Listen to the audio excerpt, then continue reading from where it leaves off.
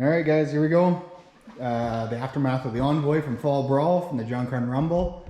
And I'm just going to spoil it right off the hop and say that this is going to be the final aftermath on the Envoy. So after 11 runs, we're going to put it to rest, we're going to cut it up, and I'll show you why. But yeah, if you haven't seen the in-car video or any of the videos, there was tons of guys there filming for YouTube.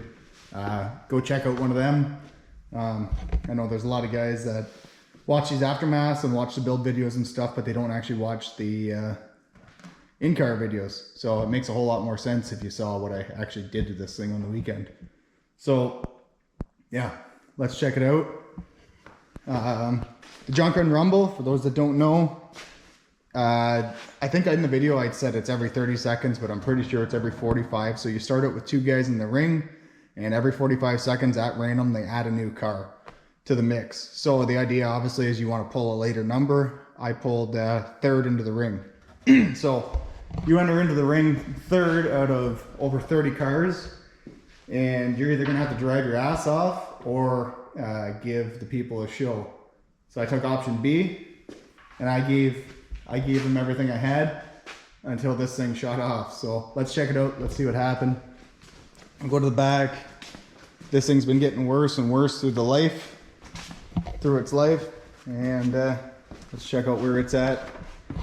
So if you remember, about dead center of the car, we're swayed over pretty good, but still not causing any problems. I left this corner out here on purpose. It had been swayed over like that for a long time.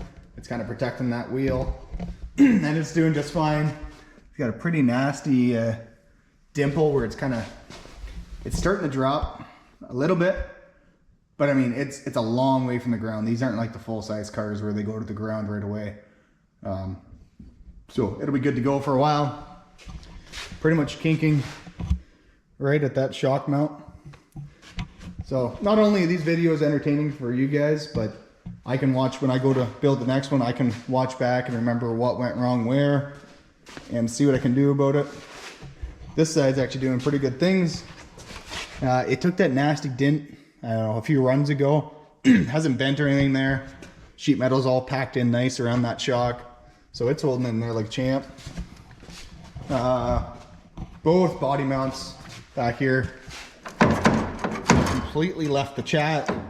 That one's actually holding on by the patch that's holding my trunk closed, so that's kind of funny. Yeah, it should be here. This body mount ripped out. It should be in there, but my wire, at least on this side, is holding in there. The wires in the trunk of this thing, they're holding in there. They're nice and tight. Got lots of metal all packed in, but yeah, we got lots of room to go in the back of this thing. It would have been just fine. Not worried about it. These little tires, those are actually 12-inch forklift tires. They stand about 22 inches tall. I was a little worried about them.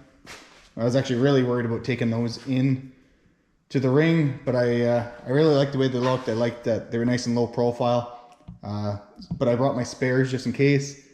I ended up getting the Fall Brawl, and I walked out on the track, and that thing was just like pavement. Like, that track is incredibly hard, so I knew I wouldn't have too much problems with them, and I did. It hooked up like crazy. When I wanted to go, it went. When I wanted to break it loose and rip this thing in a donut, it did that for me too. So I really like those tires. They worked out well. Down the side here, this shot actually was kind of funny. So early on in the derby, I took just a real innocent shot in the side. I didn't think anything of it.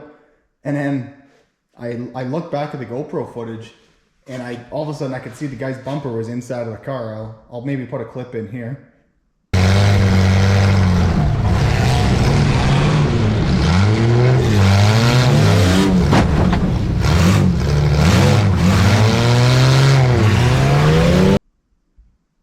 So yeah, it was just an innocent shot, and it came right in and ripped this completely open. So last year at some point, this door had gotten ripped open, and I had messaged to see what I could do, if I could reskin it or what, and I got to go ahead to put a new skin on this door, and I just never got around to it. Instead, I just put a couple pieces of that 1.5-inch square tubing. I opened the door up, and put that tubing seam to seam and then close the door on it, thinking that would be okay. When he actually came in, it broke that tubing out. Well, it kinked it here, and it broke it out of the door and came over and slapped the battery. And you can't see it down there, but it bent the angle iron holder that the battery was in. So that's a bit of an eye-opener. Luckily the battery was as far back as it was, but it is an eye-opener for later, and I'll think that through a little bit more. Ideally, maybe you should be up more in the passenger footwell, or probably more likely on the post-to-post. But I always like to kind of stay away from the fuel tank, but I'm going to be thinking about that more from now on. Yeah, up front is where it really gets interesting.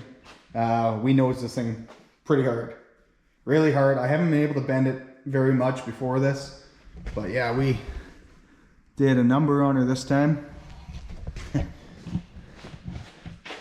Pretty cool. The cool part is that this isn't even what took it out. Not directly anyway. So if you see down here, it might be a little tough to see. I'm gonna get down the floor level. Let me grab the light. So if we get right down the floor level, the frame is pretty much sitting on the ground. That front body mount right there, it's completely ripped out of the body. So it's sitting about 4 inches low. And then, be a little tough to see.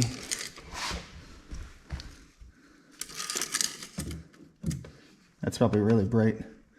Right over there, those are my fresh repair plates. I'm gonna say if any repair plates are important, it's probably gonna be those ones.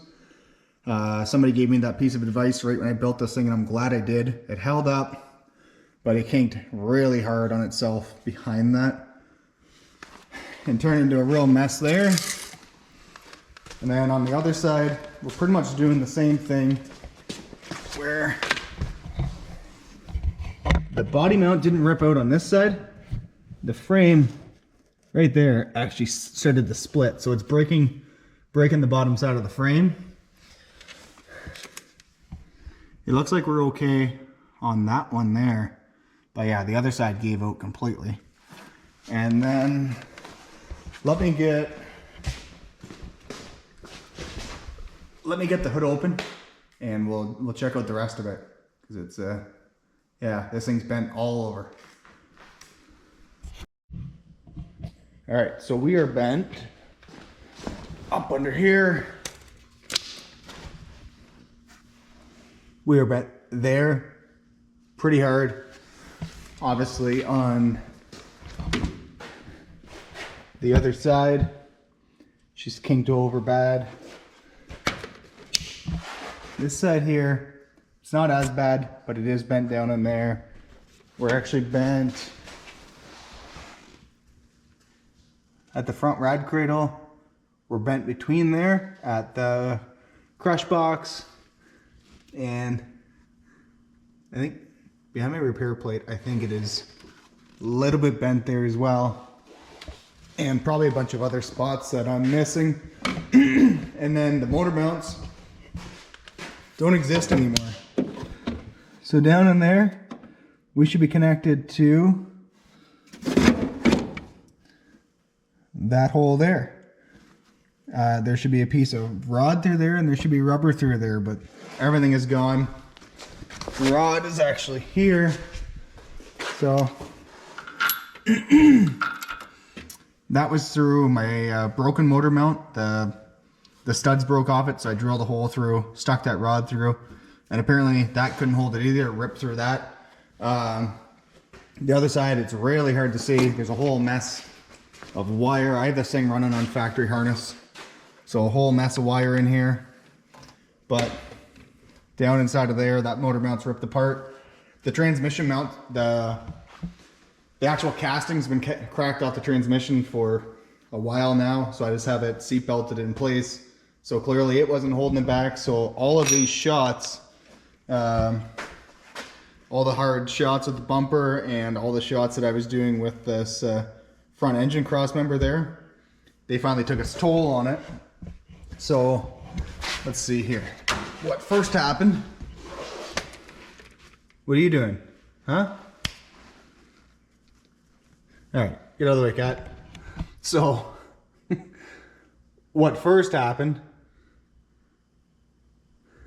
is the motor come down and sat hard on this engine cross member. You can see it's all dented. It's dented on the bottom. So it stripped the serpentine belt off. So I had no water pump, alternator, nothing like that, no power steering. And then at some point, well, not at some point, I know the actual clip. I'll show it here now.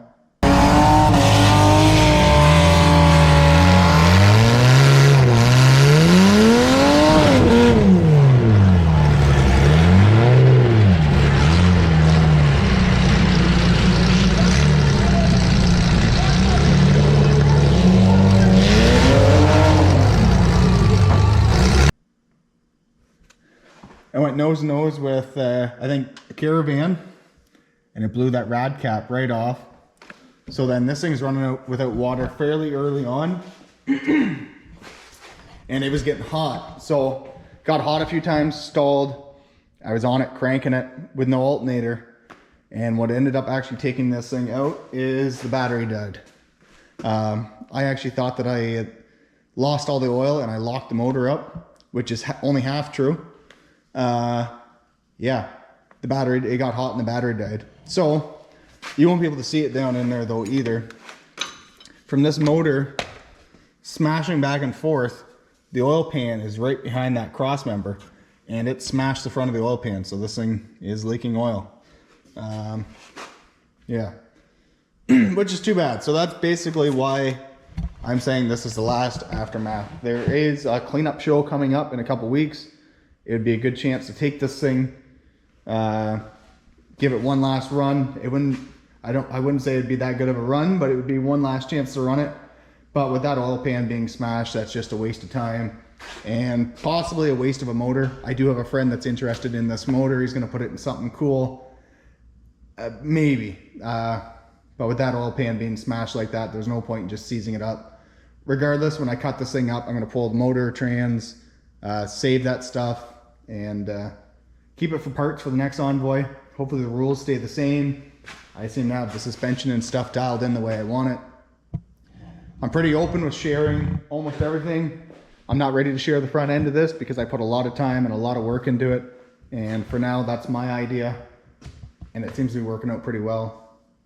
But yeah, it's crazy. After 11 runs and a heat like that, this thing still runs, drives. It pulled itself off the trailer. It'll actually fire up.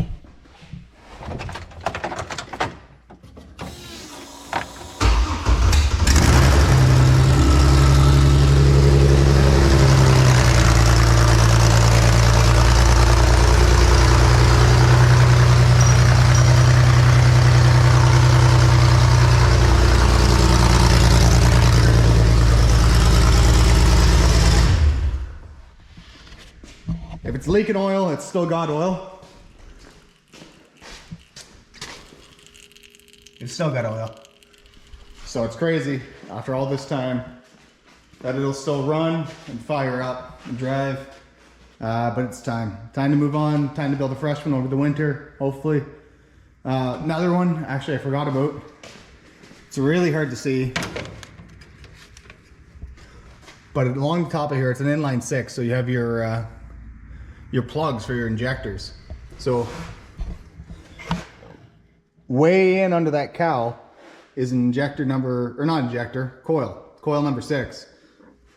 It looks like coil number 6 came into contact with the firewall, and I can, if you look in there, you can see the plug facing back at me, which means it broke off or came unplugged, whatever had happened. It's not plugged in anymore. So this thing's running on 5 cylinders. That's definitely not going to be helping the way it runs. Between that being crazy hot, it wasn't very happy at the end. But that was still, I think it was still close to 15 minutes holding this thing basically wide open most of the time. So I chalked it up as a win. I think the whole project was a success, and I had a lot of fun with this buggy. I went through a lot of changes. It started out rear wheel drive, and then we went front wheel drive for a bit. And then recently it's been back to rear wheel drive. And I think that's about the best combination we got going on is the rear wheel drive with the with the built front end on it. So yeah, that's gonna be it. It was a lot of fun. Yeah, it'll be a build to remember in this shop for sure. It was good seeing everybody at Fall Brawl. A lot of guys came up to me. I apologize. I don't know a lot of people's faces, so there was a lot of guys who actually stopped, introduced themselves. We talked, you know, handed out some stickers. If I didn't get to seeing you or whatever, if you see me at a show, ask me. I do have those in the console in my truck. You know, throw them on the beer fridge, whatever you got to do. But yeah, we're just having a good time. There's no point in taking this too seriously, because when you start taking it too seriously, you start having a lot less fun. And I'm having a great time with this. So, all right, until the next one, we'll see you.